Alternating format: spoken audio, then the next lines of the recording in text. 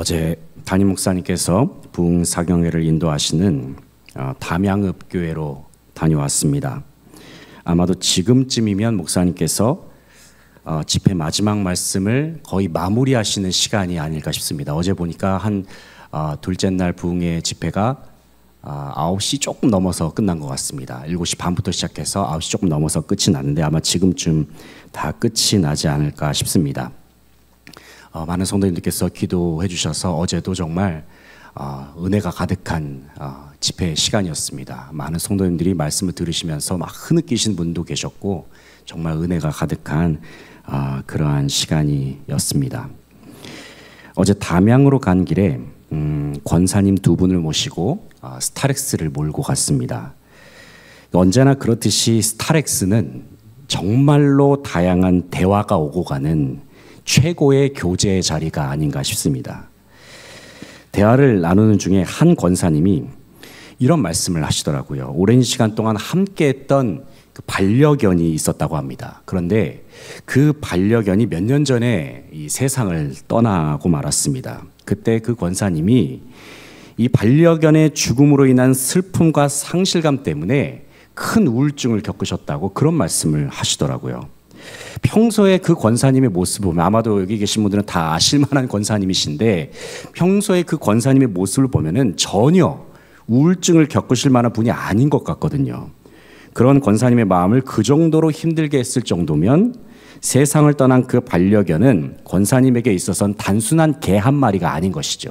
개 한 마리가 아니라 그 권사님에게 있어서는 그 반려견은 가족이나 다름이 없는 존재가 아니었을까 생각해 봅니다.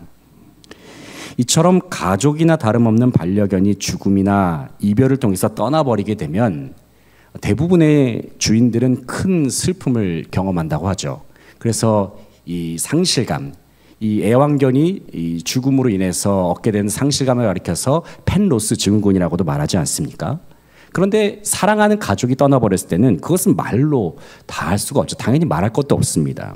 늘 내 곁에 당연하게 있었던 사람들이 어느 날 세상을 떠나버렸습니다. 이제 다시는 그들의 얼굴을 볼 수 없다는 생각이 그 후부터는 밀려오죠. 그런 순간을 맞이할 때 사람은 정말 말로 표현할 수 없는 슬픔과 상실감을 경험합니다. 단순히 사람이나 동물과의 이별뿐만이 아니죠. 사람의 인생의 다양한 경우에 있어서도 사람은 다양한 종류의 슬픔과 다양한 종류의 상실감을 경험합니다. 돈을 잃게 되어도 슬픔이 찾아옵니다. 직장을 잃어버리고 성공을 잃어버릴 때에도 사람은 슬픔과 좌절, 더 나아가서는 그 상실감으로 말미암는 분노까지도 경험하기도 합니다. 이 외에도 사람에게 슬픔과 상실감을 가져다주는 요소는 정말로 많고 다양합니다. 그러나 우리의 인생 속에서 가장 큰 슬픔과 비극을 가져다주는 사실이 있다면 그것은 사람이 자기 인생 속에서 하나님을 잃어버린 채로 살아가는 것입니다.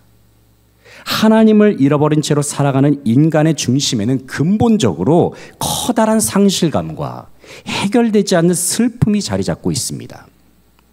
성경은 인간을 가리켜서 죄인이라고 말합니다. 왜냐하면 인간은 범죄로 말미암아 하나님을 잃어버린 존재가 되어버렸기 때문입니다. 최초의 인간인 아담과 하와가 하나님의 말씀에 불순종했습니다. 그래서 선악과를 범했습니다. 그들의 불순종의 범죄로 말미암아서 결국 죄가 이 세상 속에 들어오고 말았습니다. 아담의 범죄로 말미암아 죄가 세상으로 들어오고 인생 속에 들어오고 말았죠. 결국 사람은 그 죄로 말미암아서 거룩하신 하나님으로부터 완전히 떨어져 나간 그러한 인생을 살게 되었습니다. 다시 말해서 그들은 하나님을 상실한 채로 살아가는 인생이 되어버렸다는 말입니다. 원래 하나님과 인간은 하나였습니다. 하나님과 인간은 그냥 한 가족이었고 가장 가깝고도 가장 친밀한 관계였습니다. 당시 하나님과 인간의 관계를 표현한다면 하나님이 사람 안에, 사람이 하나님 안에 이렇게 표현할 수 있습니다. 그런데 사람이 저지른 죄악은 인간을 하나님으로부터 완전히 분리시켜 버렸습니다. 마치 물과 기름처럼 말입니다. 그 결과 사람은 자신의 생명의 근원이셨던 하나님을 잃어버렸죠.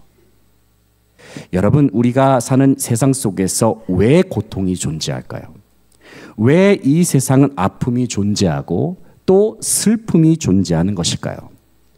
이 질문에 관해서 성경은 이렇게 대답을 합니다. 그것은 바로 인간의 죄 때문이다. 그렇게 말씀하고 있습니다. 창세기 3장을 보게 되면 죄의 결과로 말미암아 인간이 고통을 당하고 땅에서 수고하는 일을 하게 되었음을 말씀하고 있습니다.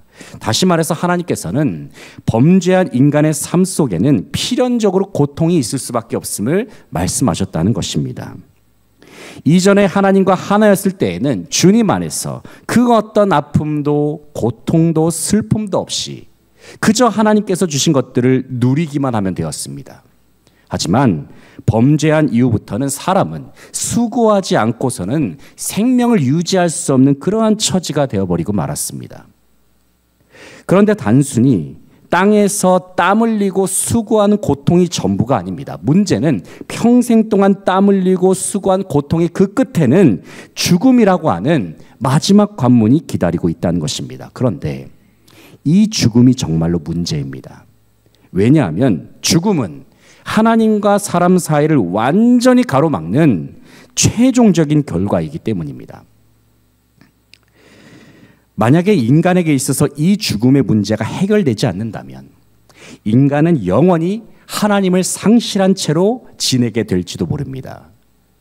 결국 사람이 하나님과의 관계를 회복하지 못한다면 그들은 영원히 하나님을 잃어버린 상실의 아픔 속에서 머물 수밖에 없습니다.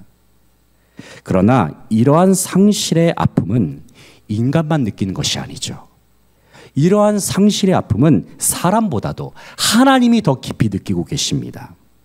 하나님의 상실의 아픔은 죄로 말미암아 인간을 상실해버린, 인간을 잃어버린 아픔으로 표현할 수 있습니다. 사람은 어떤 존재입니까? 모든 피조물들 중에서 유일하게 하나님의 형상대로 지음받은 존재입니다. 여기서 하나님의 형상대로 만드셨다는 표현은 하나님과 교제할 수 있는 유일한 존재로 만드셨다는 것을 의미합니다. 그랬던 인간이 하나님의 말씀에 불순종하여서 그만 하나님을 떠나버리고 말았습니다. 성경을 읽어보면 하나님께서는 사람이 주님을 떠날 때마다 그렇게도 아파하셨고 슬퍼하셨습니다. 그런데 놀라운 사실은 하나님은 주님을 떠나버린 인간과 다시 함께하기 위해서 끊임없이 노력해 오셨다는 사실입니다. 우리가 구약 성경만 읽어보더라도 하나님께서는 사람과의 관계를 회복하시기 위해서 이 모양 저 모양으로 애쓰시고 노력하셨음을 알 수 있습니다. 하나님의 궁극적인 소원이 있다면 그것은 주님께서 사랑하시는 사람과 다시 예전처럼 하나가 되는 것입니다. 그런데 이것이 가능하기 위해서는 필수적인 조건이 있습니다. 그것은 하나님과 인간 사이를 가로막고 있는 죄의 장벽을 완전히 허물어야 한다는 것입니다. 그래서 하나님께서 택하신 방법이 무엇입니까? 바로 하나님께서 친히 사람의 몸을 입으시고 이 땅에 오신 일입니다. 사람의 몸을 입고 오신 하나님, 그분이 누구십니까? 예수 그리스도이십니다. 보라, 처녀가 잉태하여 아들을 낳을 것이요 그의 이름은 임마누엘이라 하리라 하셨으니 이를 번역한즉 하나님이 우리와 함께 계시다 함이라. 예수님은 하나님이 우리와 가장 가까이에 함께 하신다는 가장 확실한 증거가 됩니다. 우리와 함께 하시는 예수님은 우리의 모든 상처와 아픔과 죄악을 대신 짊어지시고 십자가에 못 박혀 죽으셨습니다. 예수님의 십자가로 말미암아 하나님과 우리 사이에 있었던 모든 죄의 장벽이 완전히 허물어진 것입니다. 그리고 예수님께서는 십자가에서 돌아가신 지 3일 만에 부활하셔서 예수 그리스도께서 진정 만왕의 왕이시며 생명의 주님이란 사실을 온 세상 가운데 확실하게 증명하셨습니다. 누구든지 예수님의 이름을 믿기만 하면 구원을 받습니다. 무엇보다도 예수님의 이름을 믿으면 우리는 주님께서 그토록 바라시고 꿈꾸셨던 것처럼 하나님과 다시 하나 된 관계를 누릴 수가 있습니다. 사랑하는 성도 여러분, 왜 하나님께서는 우리에게 예수 그리스도를 보내주셨을까요?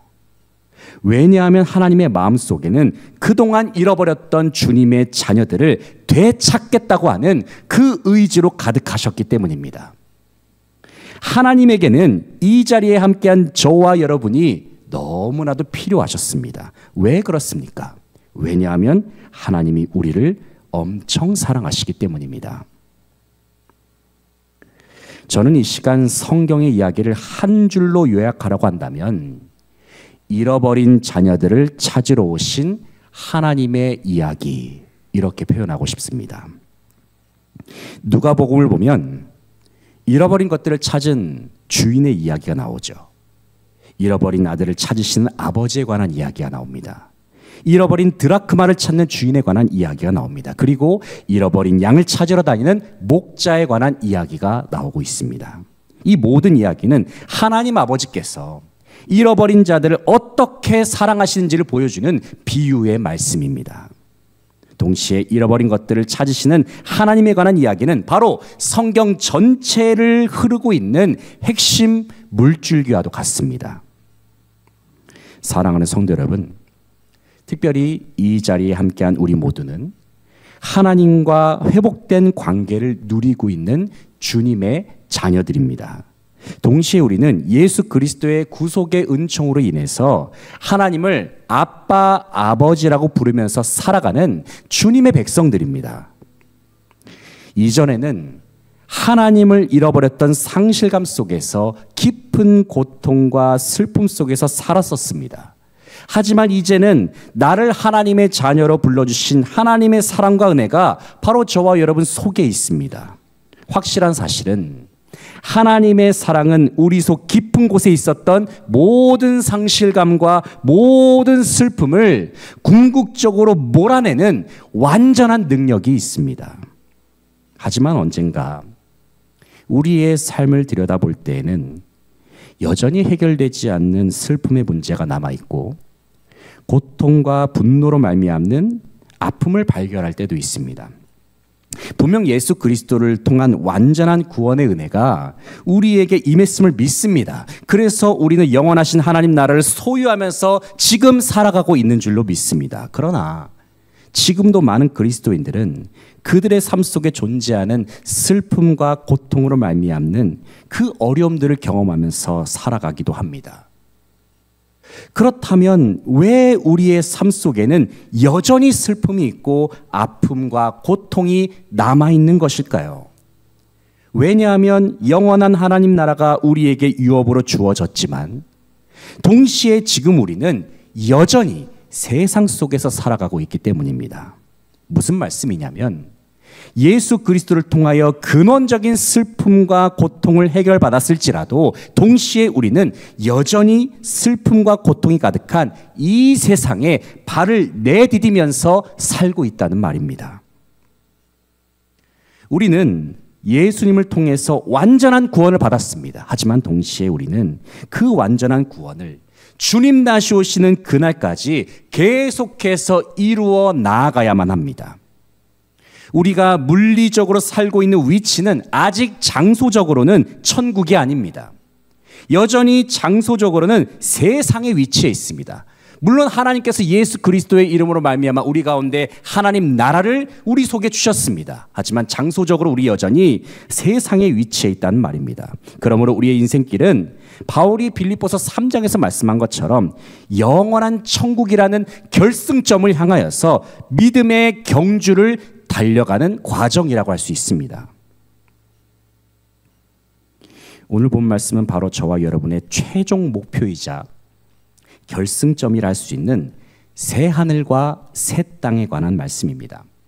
여기서 새 하늘과 새 땅은 하나님께서 계시는 곳, 즉 영원한 하나님 나라 천국을 의미합니다.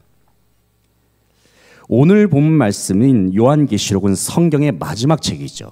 그리고 우리가 읽은 말씀은 요한계시록 21장 말씀이기 때문에 계시록에서도 거의 마지막에 해당되는 그러한 부분이기도 합니다.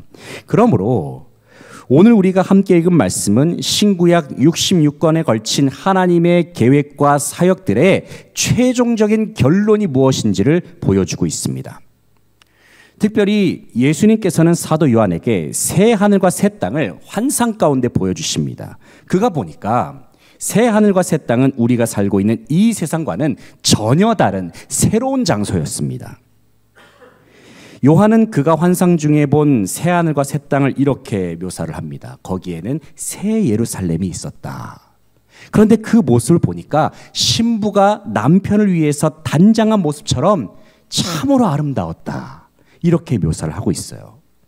3절을 보면은 보좌에서 큰 음성이 들립니다. 그 음성이 들려준 정보가 무엇일까요? 3절 4절 말씀을 같이 한번 읽어보겠습니다.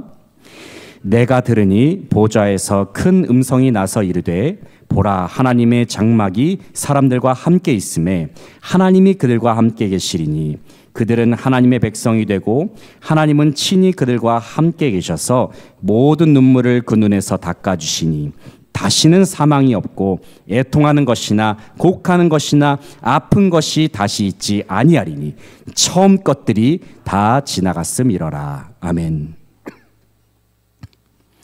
보좌에서 나오는 큰 음성이 이렇게 이야기합니다. 하나님의 장막이 사람들과 함께 있다. 여기서 장막이라 하는 것은 출애굽 시절에 하나님께서 임재하셨던 성막을 떠올리시면 됩니다. 그런데 하나님은 성막에 임하신다 할지라도 아무 곳에나 임하지는 않으셨습니다. 성막의 여러 장소 중에서 하나님은 오직 철저하게 거룩하게 구별된 지성소에만 직접적으로 임재하셨습니다. 그러나 지성소는 아무나 들어갈 수가 없는 장소입니다. 오직 1년에 한 번 대속죄일에 오직 대제사장만, 다른 사람은 못 들어갑니다. 오직 대제사장만 들어갈 수 있는 장소가 지성소였습니다. 그런데 오늘 본문을 보니까 하나님이 새하늘과 새 땅의 장막에 친히 거하시겠다 말씀합니다. 그런데 하나님의 장막에 거하시면서 누구와 함께 거하시겠다 말씀하고 있습니까? 대제사장과 함께 계시다 말씀하십니까? 아니죠. 3절에 기록된 것처럼 하나님께서는 사람들과 함께 계시겠다 말씀합니다. 사람들과. 다시 말해서 하나님께서는 예수님을 믿고 구원받은 하나님의 백성들과 이 장막 가운데 함께 거하시겠다 말씀하고 있는 것입니다. 하나님과 다시 하나가 되어서 주님과 함께 더불어 살아가는 장소. 바로 그것이 오늘 본 말씀에서 나오는 새 하늘과 새 땅이라는 곳입니다. 사랑하는 성도 여러분, 이 말씀은 저와 여러분에게는 진정 축복의 말씀입니다. 왜냐하면 이 말씀은 예수 그리스도를 믿고 있는 바로 우리에 관한 말씀이기 때문에 그렇습니다. 특별히 우리가 5절부터 7절까지의 말씀을 보면은 하늘 보좌에 앉아 계신 예수님께서 믿는 자들을 향하여서 놀라운 약속의 말씀을 전해 주십니다. 5절부터 7절까지의 말씀을 함께 읽어보겠습니다. 보좌에 앉으신 이가 이르시되 보라 내가 만물을 새롭게 하노라 하시고 또 이르시되 이 말은 신실하고 참되니 기록하라 하시고 또 내게 말씀하시되 이루었도다 나는 알파와 오메가요 처음과 마지막이라 내가 생명수 샘물을 목마른 자에게 값없이 주리니 이기는 자는 이것들을 상속으로 받으리라 나는 그의 하나님이 되고 그는 내 아들이 되리라. 아멘. 5절을 보시면 보라 내가 만물을 새롭게 하노라 말씀하고 있죠. 누가 만물을 새롭게 하십니까? 예수님께서 만물을 새롭게 하십니다. 6절을 보면 내가 생명수 샘물을 목마른 자에게 값없이 주리니 말씀하고 있습니다. 누가 목마른 자에게 생명수 샘물을 공급하십니까? 예수님께서 친히 주시겠다 말씀하십니다. 그러므로 우리는 기억해야 합니다. 장차 우리가 누리게 될 새로운 세계, 그리고 우리가 누리게 될 영원한 생명수는 오직 예수님을 통해서만 우리에게 주어진다는 사실입니다. 그렇기 때문에 우리가 이 세상을 살면서 유일하게 믿고 의지할 분은 오직 예수 그리스도밖에 없습니다. 오직 예수님만이 우리의 유일한 소망이 되십니다. 우리 모두는 오직 예수님으로 말미암아 영생에 관한 꿈과 소망을 가질 수 있게 되었습니다. 동시에 우리는 예수님으로 말미암아 본문에 기록된 새 하늘과 새 땅에 들어가서 그곳에서 하나님 아버지의 얼굴을 직접적으로 뵐 수 있게 되었습니다. 그리고 우리는 예수님으로 말미암아 그 어떤 눈물도 아픔도 고통도 없는 그곳에서 오직 주님만을 즐거워하면서 예배할 수 있게 되었습니다. 사랑하는 성도 여러분, 하나님은 우리에게 다른 이름을 주시지 않았습니다. 오직 예수 그리스도의 이름만 주셨습니다. 예수 그리스도를 믿어야만 구원을 받습니다. 아무리 이 세상이 종교다원주의, 혼합주의가 득세를 하면서 수많은 이단 종파들이 온갖 난리법석을 떤다 하더라도 구원은 오직 예수 그리스도의 이름에만 있습니다. 예수 그리스도의 이름을 믿어야만 구원을 받습니다. 예수님의 이름을 믿지 않으면 멸망을 당할 수밖에 없습니다. 이것이 진리입니다. 본문 8절을 보면은 예수님을 믿지 않는 자들이 겪게 될 불행이 다음과 같이 묘사가 되고 있죠. 8절 말씀 보시면 이런 말씀이 있습니다. 그러나 두려워하는 자들과 믿지 않으냐는 자들과 흉악한 자들과 살인자들과 음행하는 자들과 점술가들과 우상숭배자들과 거짓말하는 모든 자들은 불과 유황으로 타는 못에 던져지리니 이것이 둘째 사망이라. 방금 읽은 말씀은 주님을 믿지 않은 자들이 불과 유황이 타는 지옥에서 겪게 될 재앙을 언급하는 부분입니다.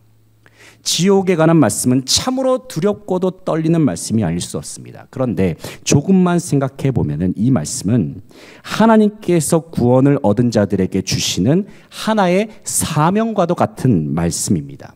왜냐하면 하나님께서는 지금도 사망의 길을 걷고 있는 자들이 예수 그리스도의 이름을 믿고 구원을 받기를 그 누구보다도 간절한 마음으로 바라고 계시기 때문입니다.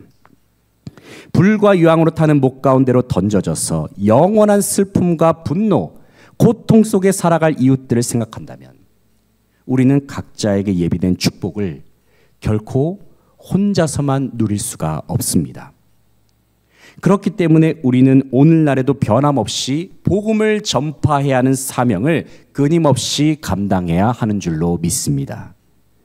우리가 누리고 있는 천국의 축복을 그들도 함께 누리기 위해서 말입니다.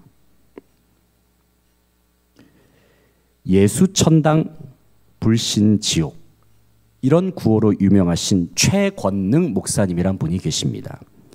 이분의 원래 이름이 최봉석이라고 합니다. 그런데 이제 목회를 하면서 워낙 권능이 많이 일어나다 보니까 그 이름이 최봉석에서 최권능이 되었다고 전해집니다. 최권능 목사님의 일화 중에서 이런 이야기가 있습니다. 일제시대 때의 최권능 목사님은 신사참배를 하지 않습니다. 그래서 어느 날 목사님이 일본 순사에게 잡혀가서 고문을 당하게 되었다고 합니다. 고문 중에 채찍을 맞습니다. 보통 사람은 이 채찍에 맞으면, 뭐에 맞으면은 으악 하고 이제 비명을 지르잖아요. 그런데 최권능 목사님은 채찍에 맞는 순간에 으악이 아니라 그분이 평소에 외치셨던 예수천당을 외치셨다고 합니다. 저도 누군가한테 맞아봤을 때 예수천당이란 말이 안 나오는데 너무나도 자연스럽게 나왔다는 것이죠. 때로는 너무 많이 맞아서 기절을 할 지경까지도 이르렀습니다. 그래도 최 목사님은 그 순간에도 예수천당이란 말을 빼먹지 않습니다. 결국 순사도 때리다 지쳐가지고 최 목사님한테 이렇게 물어봤다고 합니다. 아니 도대체 너는 때리면 항복을 하거나 비명을 지를 것이지 왜 자꾸만 예수천당, 예수천당 외치고 있는 것이냐, 이렇게 순사가 질문을 했다 그래요. 그랬더니 목사님이 이렇게 말씀하는 겁니다. 원래 그릇에 물이 가득 차면 툭 하고 조금만 건드려도 물이 넘치게 됩니다. 나는 예수로 가득 찼기 때문에 날 치기만 하면 예수가 흘러 넘쳐 나오니 그런 줄 아시오. 저는 이 이야기를 접하면서 이런 생각을 해보게 됩니다. 아, 사람은 정말로 자기 마음에 담고 있는 것을 말하게 되는구나. 자기 마음에 담고 있는 대로 행동하게 되는구나. 그러면서 문득 저는 마태복음 25장에 나오는 10처녀의 비유가 떠올랐습니다. 신랑을 맞이했을 때에 등불을 밝히는 기름을 준비했던 5명의 처녀는 혼인잔치로 들어가죠. 하지만 기름을 준비하지 못하였던 5처녀는 어떻게 됩니까? 혼인잔치에 들어가지 못합니다. 이 비유가 이야기하고자 하는 것이 무엇입니까? 신랑을 맞을 준비가 되어 있는 자만이 혼인잔치에 들어갈 수 있다는 말입니다. 사랑하는 성도 여러분, 우리 주님은 분명히 이 땅에 다시 오십니다. 우리의 신랑 되시는 주님은 반드시 이 땅에 재림하십니다. 그렇다면 다시 오실 예수님을 맞이하기 위해서 우리가 준비해야 될 것이 무엇이 있을까요? 그리고 우리 안에, 우리의 심령 속에 채워져야 할 것은 무엇이 있을까요? 그것은 신랑 되시는 주님이 가장 기뻐하시는 것, 혼인잔치에 어울릴 만한 것들이 신부인 우리 각자에게 준비되어 있으면 됩니다. 그것이 무엇일까요? 바로 예수 그리스도의 이름. 우리 예수님은 다른 그 무엇보다도 예수님을 가장 사랑하는 마음, 예수님을 열망하는 마음, 예수님을 기대하는 마음, 예수님과 함께 있기를 소원하는 그 마음을 저와 여러분에게 가장 원하시는 줄로 믿습니다. 이제 말씀을 정리해 보겠습니다. 사랑하는 성도 여러분, 우리 주 예수 그리스도는 곧 이 세상에 다시 오십니다. 주님이 오시면 그동안 우리가 이 세상에서 겪어왔던 슬픔의 눈물, 아픔과 고통의 눈물들이 완전히 사라지게 될 것입니다. 여러분에게 이런 질문을 한 가지 드리고 싶습니다. 만약에 우리의 신랑 되신 예수님이 오늘 밤에 오신다고 한다면 여러분은 주님을 맞이할 준비가 되어 있으셨습니까? 다시 말해서 우리의 마음과 중심에 주님을 맞이할 만한 것들이 갖춰져 있냐는 말씀입니다.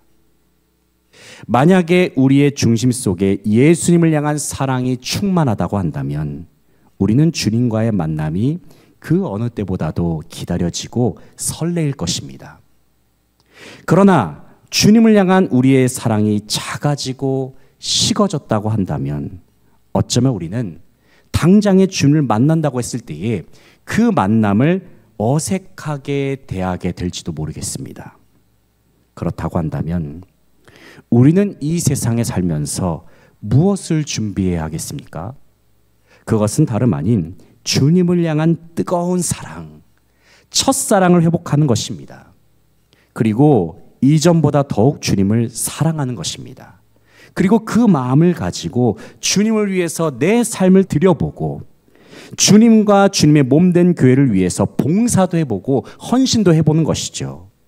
그러면 어느새 우리의 마음은 예수님의 마음과 점점 하나가 되어 있음을 발견하게 될 것입니다.